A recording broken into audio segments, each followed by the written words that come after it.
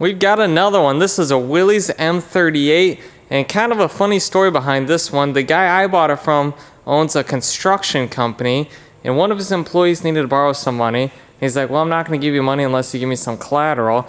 So the guy brought him this Willys Jeep, and sure enough, he never brought the money back. The construction owner actually wanted to get it running and drive it. So the engine that was in this thing, I guess, was just seized and it wasn't going to happen.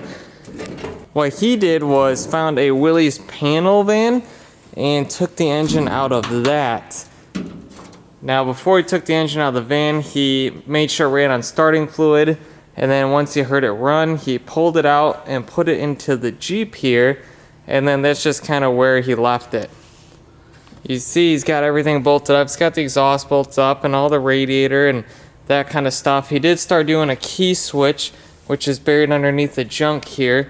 But that's pretty much where he got with it, and he decided, well, I got too many projects.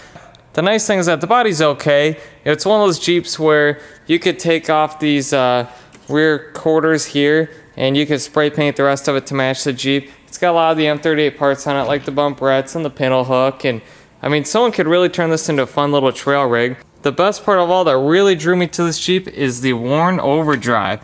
So if you're ever looking at a Jeep listing and you see it's got a fourth shifter over here, it's probably the overdrive, and the thing shifts back and forth really nice, so does the transmission. What's funny is that an overdrive unit can sometimes be worth as much or more than the Jeep, and in this case it just may be possible, but when you're going down the road with the flathead engine, the T90 transmission, you're winding the thing out about 48 miles an hour or so.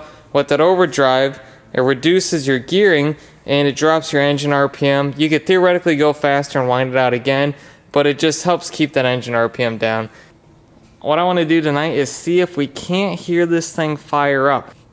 This thing's got a 6-volt coil on it. I see we've got no battery tray actually. We might have to just make something up quick. And what we have, vice grips holding on the engine ground strap. That's nice. Very nice. We're gonna go get a 6-volt battery. Let's see, we got one battery terminal here. Do we have a second one? Oh, we do. We might be in luck here. We'll see. We'll get a battery hooked up and some starting fluid and see if we can't jump it. I just set the battery down on the frame right here. Plenty of support, lots of clearance between the fan back there. I did take some sandpaper and went through the terminal there, terminal here, so we should get good connection on the battery. I'm gonna hook up these wires, and then the previous owner did make a key switch for it. You can see some wires running through there, and it's should be ready to go. I think we're gonna go ahead and give it a shot. Alrighty, those are tight enough to test it. We'll see if she cranks over. Not surprised. So on a Willys Jeep, the starter's active by a solenoid, just like many automobiles are. You've got the battery going to one side of it, and then you've got battery power from the other side going straight to the starter. Now in between is a terminal. That's a key switch that tells it when to send power through the solenoid to activate the starter. For some reason our key switch is not doing that. Might be in the wiring of it. What I'm going to do is I'm going to basically hack my way into tricking it into thinking that we're turning on a key switch, and we'll see if the engine starts to spin over.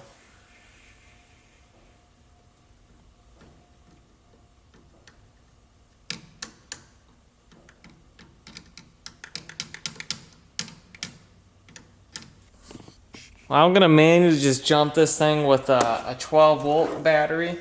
With the key switch off, shouldn't do any damage. So I'm going to put the power of this straight onto the top of the starter, where the power goes in off the solenoid. Make sure you don't touch it on the actual body of the starter itself and ground it out. And we'll take the ground. Yeah, we don't have a good enough connection.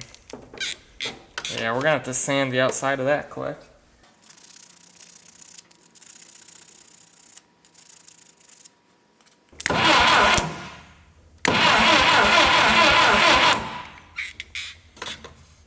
Alrighty, we know she cranks.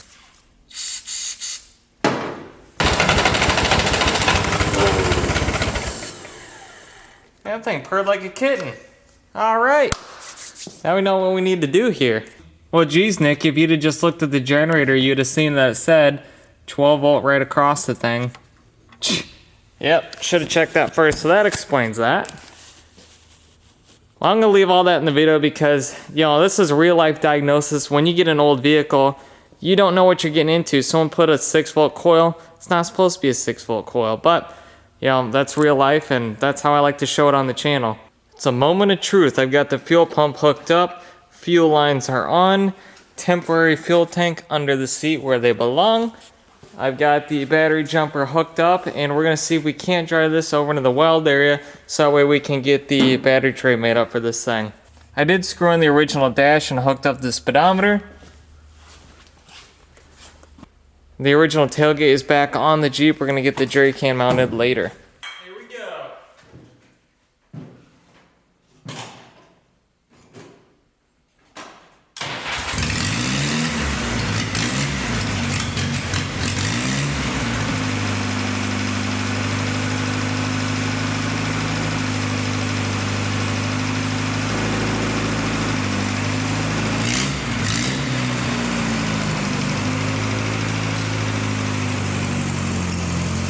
One thing I noticed during the initial test drive is that the clutch wasn't disengaging all the way. It was like it was always kind of slipping a little bit. This is the start of the battery tray. For some reason, got a ton of these pieces of scrap angle iron laying around, so I figured out how to use those. It's pretty simple fabrication. Just gonna take these pieces of angle iron and figure out, okay, the battery's gonna sit like so. So we know that we need to notch out. To do this proper, we're going to need to notch this out. That way this piece can slide all the way so it's surrounding the battery all the way around. Here's our first notch. Should fit perfectly, and yes. Now if you get really fancy, you can cut both pieces at a 45-degree angle so the weld seam is centered like that, but we're not getting that fancy on this project. Battery is loosely in its own tray now, and doesn't that just look wonderful?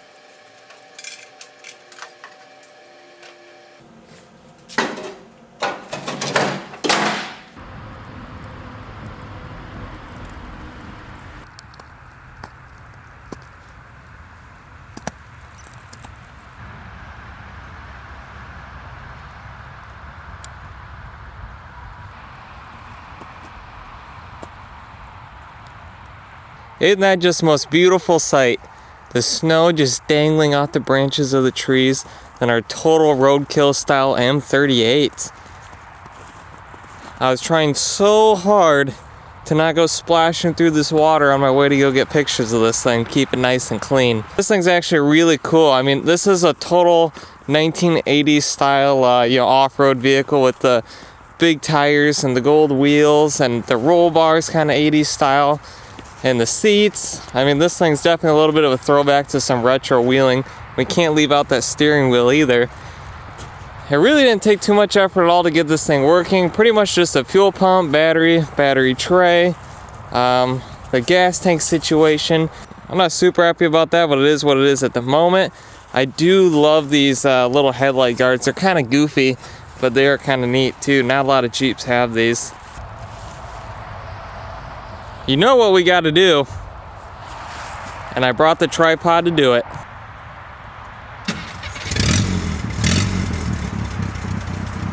There's a 100% chance that clutch is slipping, but there's not much we can do at the moment, so we're just gonna let her rip.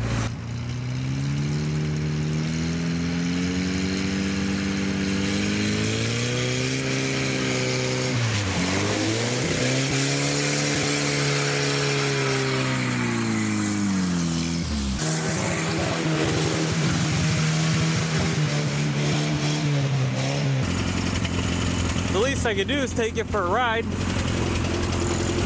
Like I said, that clutch is slipping, so our days are numbered here. But that's not gonna stop us from sending it. For some reason, it really likes reverse. Like, it grabs really well. But first gear, it's okay. Second gear, we're just asking for trouble. Here we go.